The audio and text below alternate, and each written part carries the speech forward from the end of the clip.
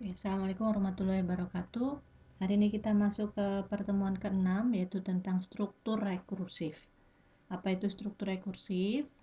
Dari pengertiannya, rekursif adalah proses yang bisa memanggil dirinya sendiri. Jadi proses yang berulang, diulang-ulang dan seterusnya.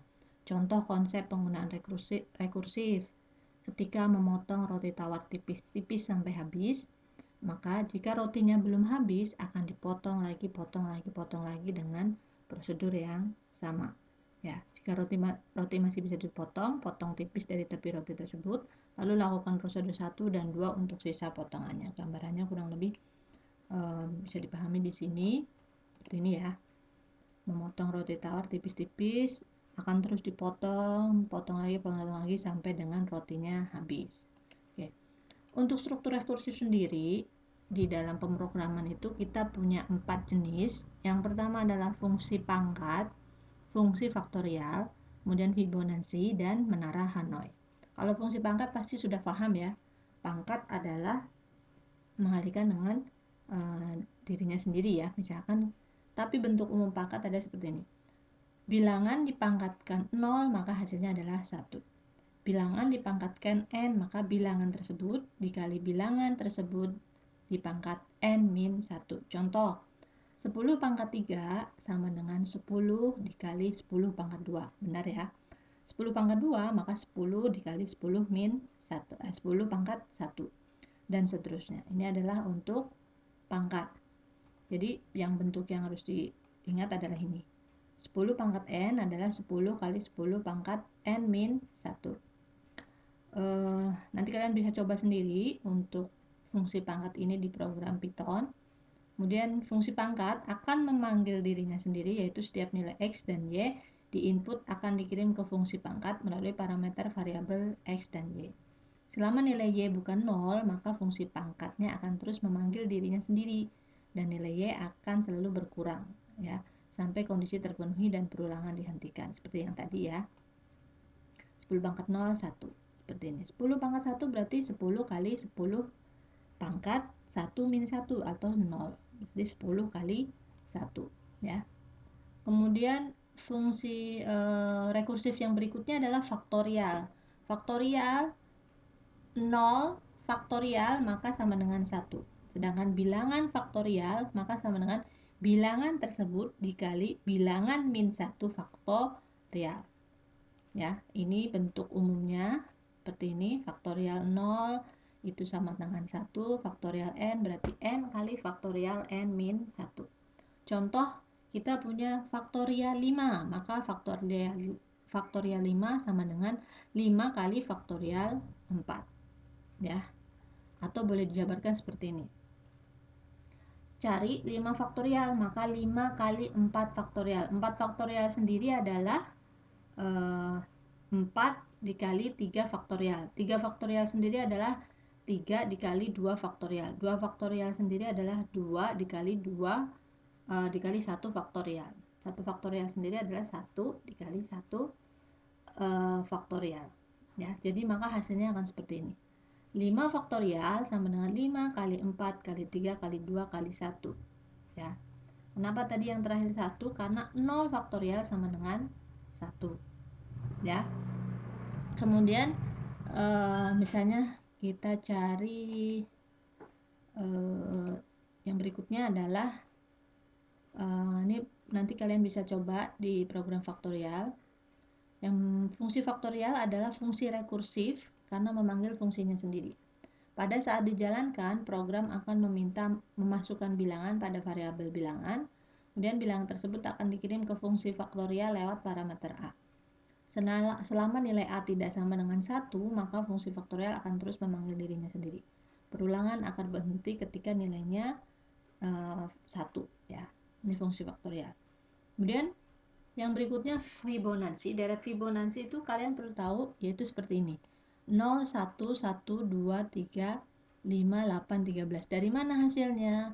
Fibonacci adalah menambahkan dua bilangan yang di depannya. Pertama 0, bilangan keduanya 1. Bilangan berikutnya adalah bilangan yang ketiga, berarti penambahan dari bilangan ke 1 dan kedua. 0 tambah 1, 1. Kemudian bilangan keempat adalah penambahan dari bilangan kedua dan ketiga. 1 tambah 1 sama dengan 2. Bilangan kelima adalah penambahan dari bilangan ketiga dan keempat. 1 tambah 2, 3. Bilangan keenam adalah penambahan dari bilangan 5 dan 6. 2 tambah 3, 5. Bilangan seterusnya juga seperti itu, adalah penambahan 2 bilangan di depannya. Maka disebutkan Fibo 1 sama dengan 0, Fibo 2 sama dengan 1. Fibo berikutnya adalah Fibo n-1 dan n-2. Jadi 2 bilangan di depannya. Ya. Jadi kalau misalkan cari Fibo ke deretnya yang keberapa, misalkan deret ke-10, berarti kalian harus tahu deret ke-9-nya berapa dan deret ke-8-nya berapa. Karena deret 10 itu adalah penambahan dari deret ke-8 dan 9. Ini adalah untuk Fibonacci. Kemudian ini programnya nanti bisa dicoba di Python. Fungsi Fibonacci merupakan fungsi rekursif yang memanggil dirinya sendiri. Kemudian bilangan Fibonacci adalah bilangan yang memiliki suku awal 0 dan 1 dan suku berikutnya adalah penjumlahan dari dua suku sebelumnya. Fungsi Fibonacci akan terus memanggil dirinya sendiri ketika nilai n bukan bernilai 0 atau 1 dengan melakukan proses penjumlahan n-1 plus Fibonacci n-2. Ya. Yang terakhir, konsep rekursif biasa kita temui di konsep menara Hanoi. Jadi misalkan ada 3 tiang seperti ini, kemudian kita diminta untuk memindahkan tiang balok yang ada di tiang A ke tiang C dengan secara berurutan. Jadi yang sama seperti ini, piramid ya, bagian bawah paling panjang, kemudian makin ke atas makin kecil. Maka caranya seperti apa? Ini dengan cara menggunakan konsep menara Hanoi. Ya. Di sini disebutkan jika n sama dengan 1, maka langsung pindahkan saja piringan dari tiang A ke tiang C. Benar, 1, maka pindahkan. Jika pindahkan n-1 piringan yang paling atas dari tiang A ke tiang B, pindahkan piringan ke n, piringan terakhir dari tiang A ke tiang C. Pindahkan n-1 piringan dari tiang B ke tiang C. Untuk menghitung, di sini ya langkah pemindahannya. Jumlah piringan n lebih dari 1 dapat dibagi menjadi 3 notasi penyelesaian, yaitu menara n-1 asal tujuan lalu bantu, menara n asal bantu tujuan, dan seterusnya. Nah, ini kurang lebih pemindahannya seperti ini.